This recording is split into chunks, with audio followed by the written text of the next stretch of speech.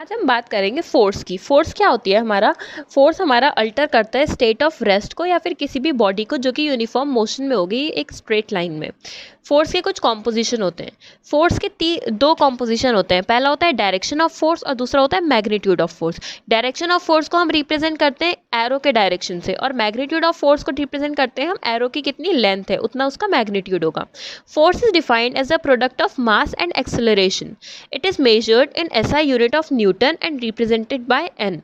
The unit in the US system is pound.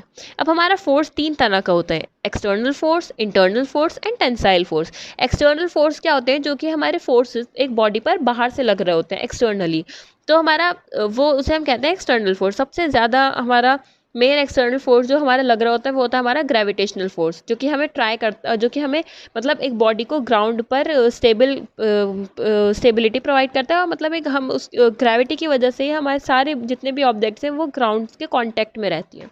फिर आती है हमारे इंटरनल फोर्स। इंटरनल फोर्सेस का मतलब क्या होता है? कोई भी स्ट्रक्चर जिसमें इंटरनली फोर्सेस जनरेट हो रहे हो, जैसे जो उसे हम कहते हैं इंटरनल फोर्स। मतलब contact between two structures with in the body, body के अंदर ही किसी भी दो स्ट्रक्चर्स के कांटेक्ट से जो फोर्स जनरेट हो रहा है उसे हम कहते हैं इंटरनल फोर्स। कॉमन एग्जाम्पल है इसका, हमारा फोर्स प्रोड्यूस हो रहा है बाय मसल्स या फिर लिगामेंट्स या फिर बोन्स के जरिए, तो उसे हम कहते हैं इंटरनल फोर्स। टेंसाइल फोर्स क्या होता है? हम किसी भी ऑब्जेक्ट की बाहर की तरफ फोर्स लगा रहे हैं तो उसे हम कहते हैं टेंसाइल फोर्स।